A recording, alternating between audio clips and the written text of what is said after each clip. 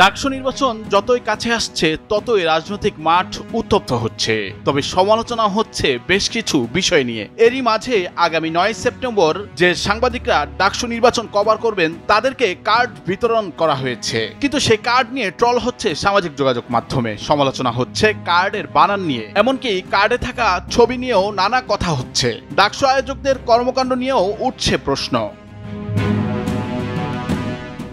সাংবাদিকদের একটি কার্ডে জয়েন্ট নিউজ এডিটরের বানান ভুল লেখা, আরেকজনের কার্ডের পদবিতে লেখা স্যার রিপোর্টার, আরেকটি কার্ডে স্টাফ রিপোর্টারের বানানটিও ভুল দেখা যায়। একজন নেটিজেন এ ব্যাপারে লিখেছেন, 9 সেপ্টেম্বর 2025 ঢাকা বিশ্ববিদ্যালয়ের কেন্দ্রীয় ছাত্র সংসদ নির্বাচনী সংবাদ কভারেজের জন্য প্রেস কার্ড হাতে পেলাম। অফিস আমাকে পদবি দিয়েছে মৌজো রিপোর্টার, আবেদনও সেটা দিয়ে দিয়েছিলাম। ঢাবির নির্বাচন কমিশন পদবি দিয়ে দিল সাংবাদিক, কিন্তু এটা তো আমার পেশা, পদবি মৌজো রিপোর্টার। একবার একটু ছবিতে আসি, আমার ছবিটিতে এভাবে অস্ত্রোপচার না চালালেও পারতেন, একান্ত প্রয়োজন হলে সমানভাবে কাটাছেঁড়া করা যেত না? দেখলাম অনেক সাংবাদিকদের নামের বানান ভুল ভালো পদবি। ঢাবির কি বেহাল দশা! দেশের সর্বোচ্চ বিদ্যাপীঠে কি দক্ষ লোকবলের সংকট পড়েছে যে সাংবাদিকদের প্রেস কার্ডও সঠিকভাবে সরবরাহ করা গেল না?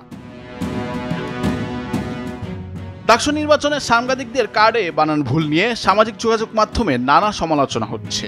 নেটিজেনদের একজনের ভাষ্য, ডাকসু নির্বাচন 2025 মহামতি সাংবাদিকদের কার্ড, কারা নির্বাচন আয়োজন করছে সহজেই অনুমেয়। নুরুল আফসার, বৈশাখী সংবাদ।